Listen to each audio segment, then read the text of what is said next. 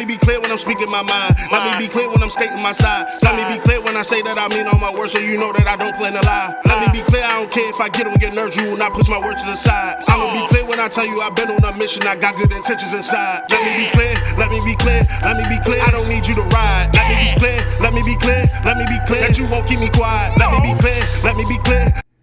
Hey y'all, welcome back to this week's episode of Let's Be Clear with Janika and Doc. Hey guys. How you doing? I'm here. We here. You here. It's rough morning now. We here together. Some days it be like this, but you gotta keep pushing.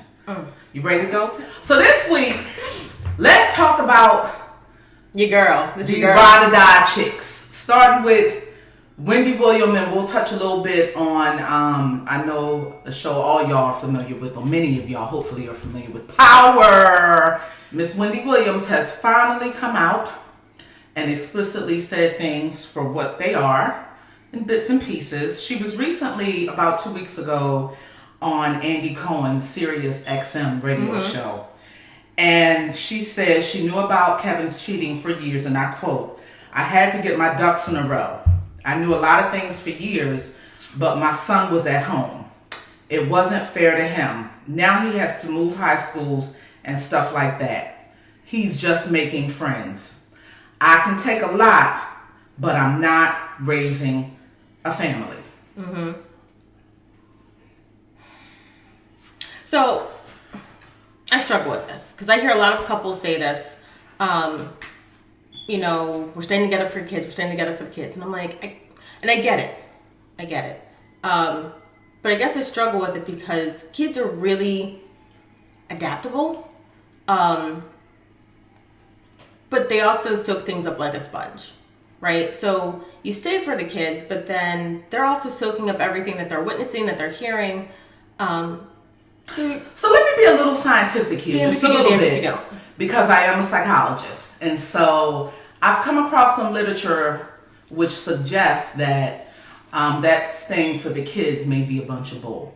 In terms of the effects, that's what I'm getting at. Yeah, the effects of divorce and separation on children. Actually, believe it or not, you guys, the literature suggests that the effects of that kind of separation tend to be less damaging when the children are small, under the age of 5.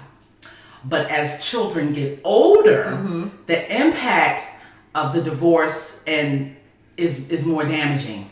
And so I think one of the consequences that they're getting at is that the longer children are exposed to those kinds of toxic, unhealthy interactions, their memories, their personalities are forming. And so the more exposure they have to those kinds of messed up dynamics and relationships, the more of a damaging and detrimental impact and effect that it has on kids. And so as someone who has been married before, and in my first marriage I had these same kinds of dynamics, I can just say that staying for the sake of the kids, don't delude yourself. Because I thought that I would be able to tolerate a lot of things, but my daughter was starting to absorb way more than what I realized. And so it's a balancing act. And so I think if people want to stay, just own that for what it is. Right. I don't think that's fair to put that off on children.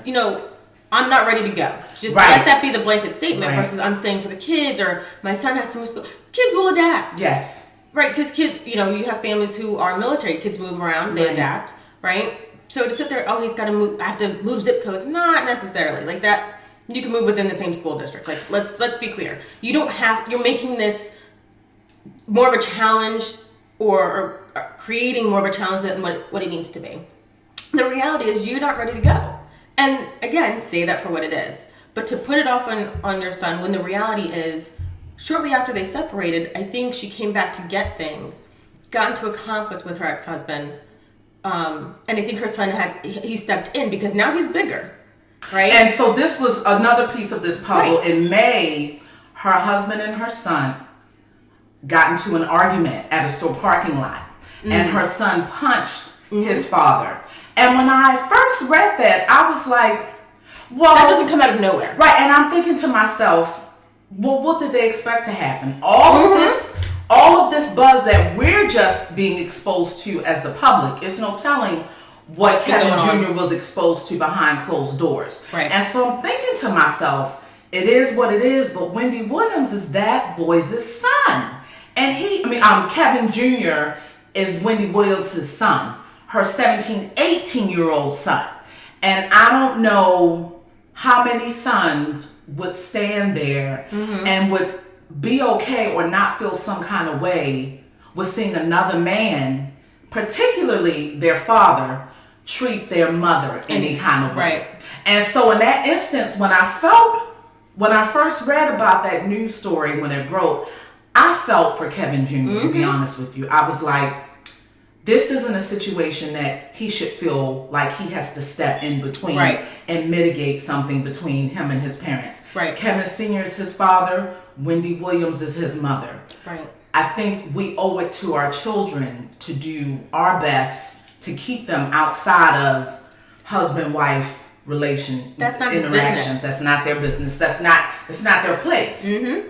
And so when you say I'm staying for the kids, keep in mind that they would then get triangulated into this. Explain what triangulated means for our audience. It's no longer just you and your spouse, right? That the more you keep going at this dynamic, at some point, and generally what happens, someone says, tell your father this, tell your mother this. You then pull this third person in. And in a lot of cases, when people are separating and divorcing, or just have a conflictual relationship, they then go through the child. They then speak through the kid. That's an unhealthy and unfair place for a child to feel like they're put in the middle. So really, triangulation is when you're putting your child in the middle of y'all mess. And it may start off innocent, right? Oh, tell your mom I'm coming by at this time. That's not their business. Arrangements between adults, right? And so it can start off in an innocent way and then quickly escalate. Right. So what it boils down to is it never stays between adults. No. And I'm going to guess between Wendy and Kevin, it didn't stay between them, and it hasn't been between them for a really long time. For a very long time. You don't just jump in and start fighting your father. That doesn't come out of nowhere, guys. Right. And, let us know if you know anyone who's been in that situation, or if you yourself has been in that situation, but you don't just jump into someone's, marital dispute like that. You've been witnessing this for a while. You've been seeing these dynamics for a while, and you get tired of it. And that is unfair. That's not for our children to take care of us. We're there to take care of them. I cannot tell you how many men in particular who I've worked with over the years who have gone to prison for many things, one of which is defending their mother's husband, boyfriend against beating them. Yes. That is not a fair position to put any child in, particularly a child as they get older. But this whole concept of somehow we're going to ride this out, this misplaced or this warped sense of what we think is love and loyalty. Right. This week, about a week and a half ago, Courtney Kemp from Power talked about this dynamic as it relates to Lala Anthony's character on Power. And, Lala's in love with one of the lead characters. He's really a sociopath. Drug dealer, he'll kill on demand. He's very selfish. But she's hell-bent on trying to show him that she's down. That her love and undying loyalty and fledgling doesn't waver at all. And so within this article, Ms. Kemp says, and this is my point for bringing this up to you guys, that at a certain point when she asks Tommy as a character in Power, when she asks him something, I think is when she asks him, does he kill or something about his business? And he said, no. You instantly see it that her gut is like, he's not telling the truth. Her intuition, you see that, but she goes against that.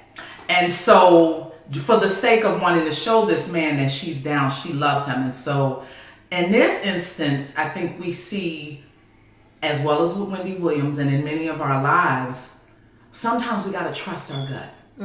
Trust our intuition, trust our instinct.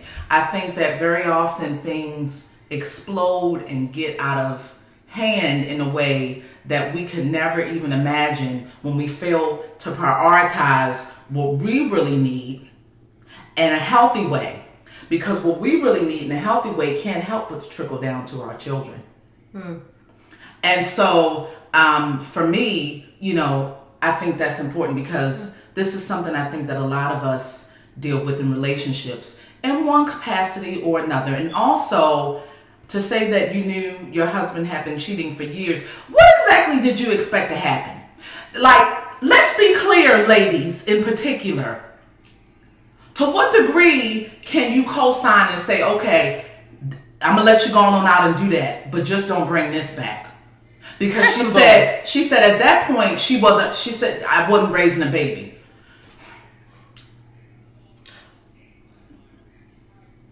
Really? Really? So we're gonna say, okay, go out, do this, do that, but then we want to put boundaries on. How do you have Y'all, I'm speechless. But that is what she said. No, I know she said that. And speechless in the sense that I know because this is many stupid. of us have, but many of us have been there, right, in one degree or another. Because there are some individuals who say, men have needs, and I get bump that. I have needs. I have a need that someone has my back at all times. I almost cussed. I'm trying. Help her. Pray for me, y'all. Because what bothers me about this is this idea, and this is essentially the whole ride or die thing, is that your needs come before mine. And no. Just no. Your needs come before mine at all costs. At all costs, at my own expense. That I'm willing of your child, right, to compromise my safety, my integrity, my self-worth, the safety of our child in our home. That for the sake of this love that we feel, we're willing to just put up with whatever, however. And back to that accountability piece from last week, right? First of all, oh boy ain't responsible or accountable. But I'll be damned if I'm going to be accountable for everybody.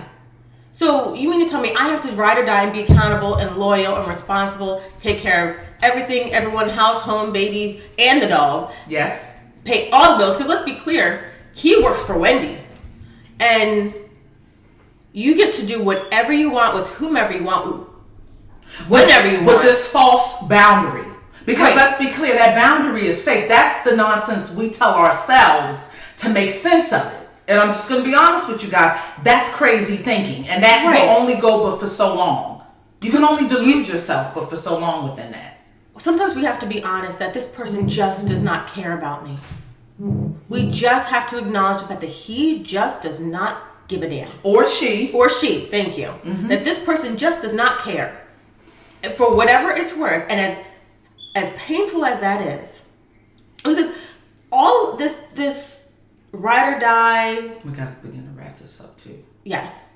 That at the end of the day, we're just trying to protect ourselves and shield, some of the pain and the fallout. At the end of the day, they don't care. And we have to sit there with that, and we're trying not to.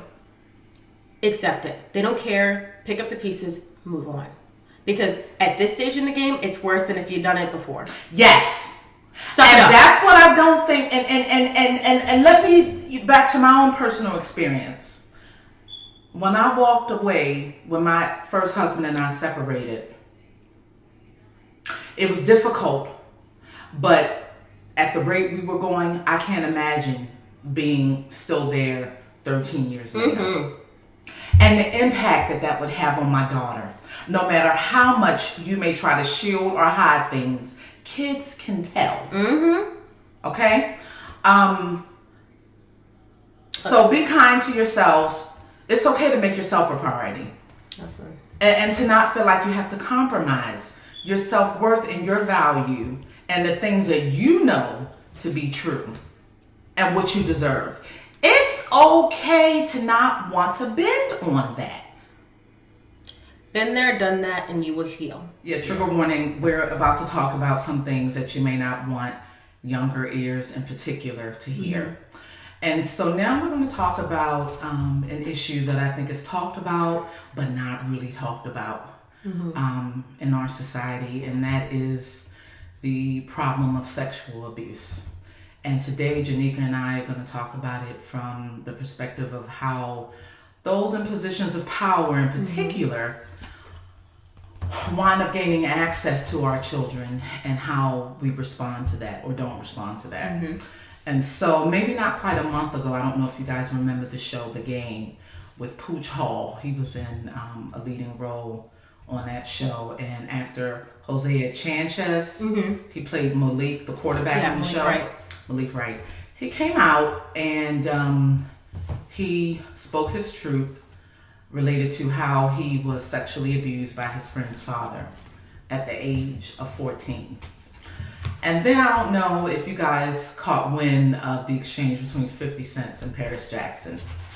50 Cent, nothing and no one is off limits to him. And so, you know, he made a comment online about Chris Brown at one of his performances or rehearsals. Like referring to him being the greatest. Right? And how he comes out and with his acrobats, right? And so 50 Cent, all I'm saying is I never seen MJ, Michael Jackson, come out like this. Paris Jackson, Michael Jackson's only daughter, said, and I quote, "True legends don't need to exert outrageous amounts of energy just to grasp your attention." 50 Cent then says, and I quote, "I understand how you feel, Paris, but does anyone care about how the little boys' butts feel?" And that in turn got a lot of feedback, and 50 caught a lot of flack for that. And so maybe about a week and a half ago, he was on The Breakfast Club with Charlamagne Tha God and them, and he was asked to explain himself. And 50 says, and I quote, "It wouldn't even matter that they touched the little boys' butts because you would be supportive of him regardless. And he has a body of work that's magnetic that some people would just not see if you put the facts right in front of them, they will be like, no." I think people miss, even when he kind of clarified on Breakfast Club, I think people still miss what he's saying. Because what he's really saying is, at what point are you accountable? At what point... And do we hold others accountable? Right, like, we get that MJ is iconic, but there's still this stain on your record because of what you've done. You don't... Just because you can moonwalk does not mitigate the fact that you've done this. Or allegedly, or, you know, however you view those allegations, his talent does not erase that. Does it not? Because let me back up for a minute, guys. I'm very much a child of the 80s. I used to want to marry Michael Jackson when I was younger. I remember Motown 25 watching that in 1983 when he revealed the moonwalk. And so, I wasn't born yet. Yeah, and so I'm just saying in the sense of what 50 is referring to, because I'm more of that generation. Right. I had to check myself. And this is hard, but I need to be accountable because I specialize in providing sex offender treatment. I work with those who engage in that behavior. And so that comment hit me differently because I remember, I don't know if you guys remember that Penn State scandal, 2011, 2012, with Joe Paterno and Jerry Sandusky. And I remember being so pissed off and outraged, Janika, because everybody was talking about how great Joe Paterno was. Everybody was going on and on and on and on and on and on and on and on and on and on and on about this amazing football program. So much so, my husband used to want to go play for Joe Pa, believe it or not, and Jerry Sandusky. Like, they literally, what they were as a team and what they built at Penn State was legendary. And so I remember feeling so irritated and annoyed because I was like, nobody's talking about these victims. What about the victims that Jerry Sandusky has hurt and that Joe Paterno knew about and could have stopped? And so I had to catch myself because I was like, if I could be that outraged in that instance, what's happening here with me and Michael Jackson? Right. I recorded, I'm going to be honest with y'all, Leaving Neverland came out in March of this year. I didn't watch it.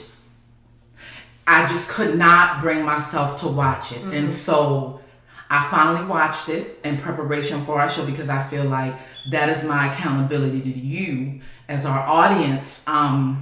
As Janika and I enter into this venue, building this platform. And I feel like Janika will tell you, if there's one thing I pride myself on, is being authentic and real no matter where I'm at or who I'm with. And so I would feel like I would be a lie. And who and on what basis would I be qualified to sit here and have this kind of conversation with you guys if I wasn't even able to check my own bias, my own blind spot? And so back to 50 Cent's remarks, some people would just say no. Let me tell y'all, Leaving Neverland, watching that finally was very difficult because I was trying to watch it, trying to turn off in my brain the fact that this is Michael Jackson, that this is this icon, that this is this legend that I used to adore, that this is a man that I used to dream about, fantasy, millions of other girls too, but I'm going back and forth in my brain like, okay, this is Michael Jackson, the icon, but this is also somebody that they are alleging did these horrible things to these children. And so, be that as it may, I think the point that I'm getting at is, I think that's what makes it so difficult for victims of this kind of behavior to speak out, and that's what a lot of these perpetrators hide within. They know that there is a certain level of trust, yes, and regard that parents and caregivers in their community bestows upon them. But you touched on something that I think a lot of people aren't even willing to do. They, outside of, let me watch this from the perspective of, not as a fan, but as someone kind of looking at the allegation, someone looking at it as a psychologist, not fan. But, yes, as someone who does this treatment, and I just want you to, that was still very difficult for me to do, and I'm trained. But what I'm saying is, you were willing to sit in the dissonance of it, right? Like, and explain what you mean by dissonance. So dissonance that's another is term. You're kind of there's two ends to something, right? There's in this case, she's the fan that loves this man dearly, and there's the professional that knows the signs, knows what I'm looking at, knows what the symptomology, knows the pathology of everything, and what this would suggest. And you're being pulled in two different directions. And letting that be okay sometimes is really difficult. That's where people don't want to be. And it's that pull, that in between. That tug of war. That's where a lot of people struggle with tension. You pull a rubber band and you feel that tension. That's the dissonance that we're talking about. And nobody wants to sit there. And it sucks, right? Sometimes that's where the meat is. That's where rubber meets the road. And I think that's where, when it comes to the R. Kellys, the Paternos, the MJs, like that's where the Sandusky, those of us as the church says, the lay people, that's where those of us that are lay people then have to fit in and file in and figure out how are we feeling about this. And as you wrestle with it, that pull, that tension, sit with that. Yes. Because I don't expect people to be able to just kind of definitively make a decision. No. Right? I think there's some people who are like, believe victims. And I think that's a beautiful perspective to have. I don't think everyone always has that perspective though. Right. And to each their own. I can acknowledge to each their own on some issues. But it's difficult for some people, right? And I think within that difficulty, we owe it to these victims who are coming out with these allegations to hear them out. Right. To give them a platform and a way. Hear them. Just to hear people. I'm not saying to believe shut it down. Hear them. Hear people. And but that's hard though. Particularly like with Hosea Chanchez. He said this man's name in I think it was his Instagram post. I believe it was. Janika. Yeah. And so this is 20 some years later, he's speaking his truth, and his post, he said, he would feel remorseful, remiss, or he would feel some kind of way if there were other children that this person was potentially hurting. And even in his post, he talked about how the details and how powerful, and how the gentleman told him, listen, nobody's probably going to believe you anyway. I think he really touched on it in a really, he detailed it in the kind of way that I think a lot of people, they miss it because we often talk about it in R. Kelly's and the MJs. We talk about it in that perspective, and we miss the fact that these are, people in the community. These are community members. These are coaches. These are just teachers. You know what? One of the best examples I saw, I don't know if you guys have watched the show, but Criminal Minds was one of my favorite shows. And I love me some Shamar Moore. Love me. I do too. What? Oh my God. Young and the Restless, hashtag Shamar Moore. I remember you. And on Criminal Minds, as Derek Morgan, love of my life. Like, marry me. But his character is, the alpha male, the typical kind of what you would expect in an FBI agent. But as they kind of do the character development, he's from Chicago, and you get to know him a little bit, you find that, not only was he a police officer, his father was a slain cop, but growing up as a football star, that he was molested by his coach.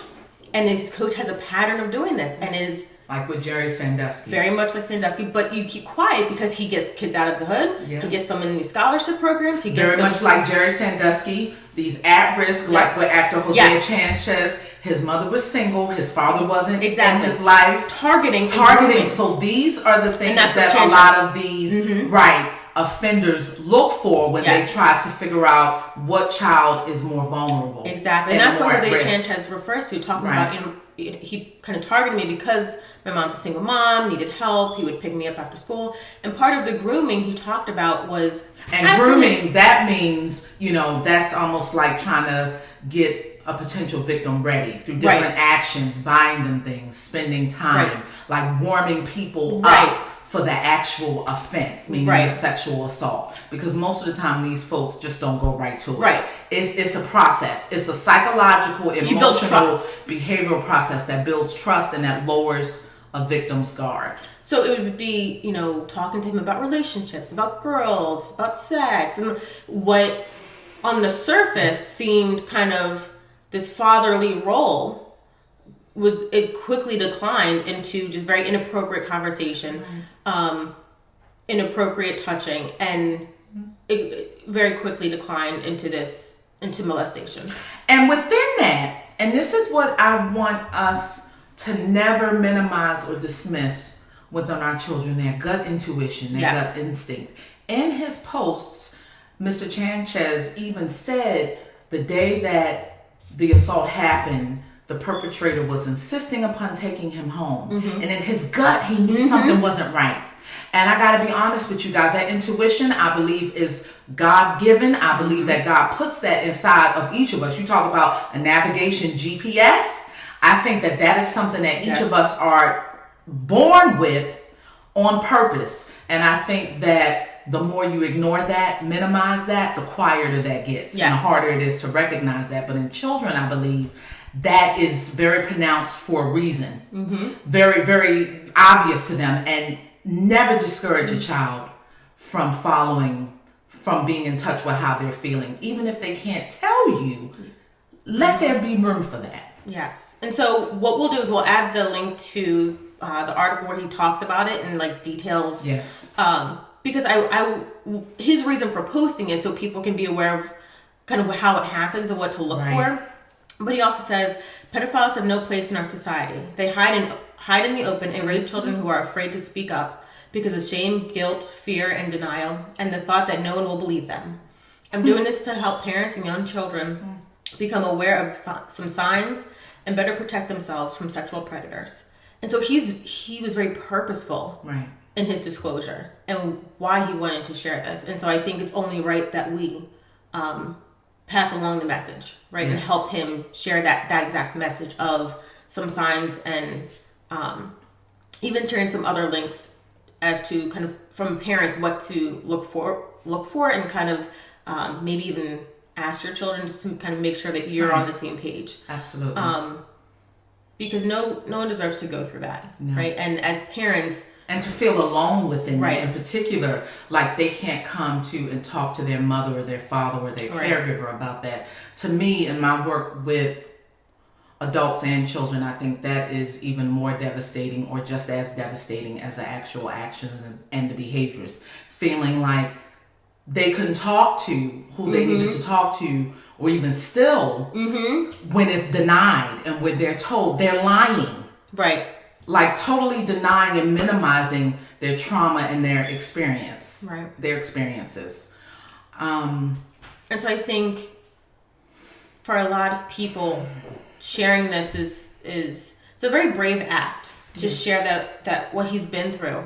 But I think just being able to talk to your children about just different things during the day, but kind of what to kind of tune your ear to. Right. And I know when I was little, my mother would just flat out ask me. Because if for anyone who knows my mother, you know she is not one to hide any statements. Mince her words. She's big ups, Miss Denise. Clear as day. I just love it. That's all right. And but I was very clear on this is what's appropriate, this is what's not appropriate. And so, but you see how in her clarity that helped you to be more clear. There's no question and of so what's it's appropriate. very much a top-down process, yes. folks. We set the tone for our children in terms of what's okay, what's not okay, what's okay for them to express, and how to express it. Yes. So I think just being able to have candid conversation with your children and say, this was appropriate, this is what's not appropriate. And I think sometimes if you're uncomfortable with it, I get that, but predators are not uncomfortable with it, right? So I'd rather you be uncomfortable with something than you miss the signs or the signals and unnecessarily lead your sheep to slaughter. Sheep meaning your baby. Yes. And then after the leaving fact, leaving them vulnerable. To me, that's more uncomfortable knowing that something happened to your child that maybe you could have lessened the likelihood of.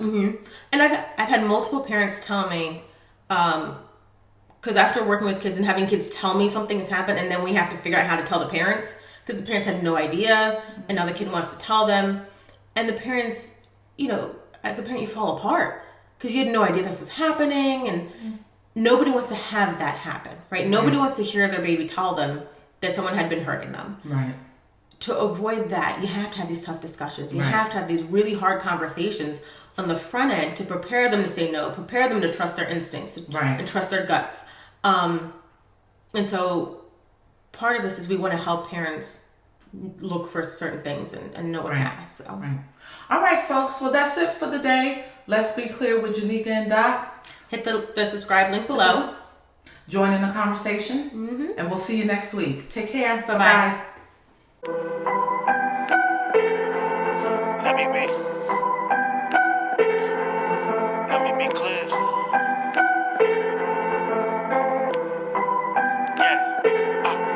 Let me be clear when I'm speaking my mind. Let me be clear when I'm stating my side. Let me be clear when I say that I mean all my words, so you know that I don't plan to lie. Let me be clear, I don't care if I get on your nerves, you will not push my words to the side. I'ma be clear when I tell you I've been on a mission, I got good intentions inside. Let me be clear, let me be clear, let me be clear. I don't need you to ride. Let me be clear, let me be clear, let me be clear that you won't keep me quiet. Let me be clear, let me be clear, let me be clear. I don't care about the climate. Let me be clear, let me be clear, let me be clear that you all are invited. Let me be clear that I see all the violence getting so bad that it's breaking my silence. We got some leaders that's always been steering us wrong. To be honest, we need a new pilot. You need some help, I ain't talking about sirens. Hope I can bring to your life some new guidance. Lately our world has been constantly going straight. To be real, everybody been wildin'. Was I asleep? Maybe I was just drunk. How did we end up with President Trump? Was he really voted or we out of luck? Did he pay the Russians to give him a bump? Somebody just tell me I really been stuck. I've been banging my head to the point I got lumps. If you justify that, then you cracking me up. If you don't like my words, then I don't give a cluck. Amazon getting wild, I ain't talking about prime.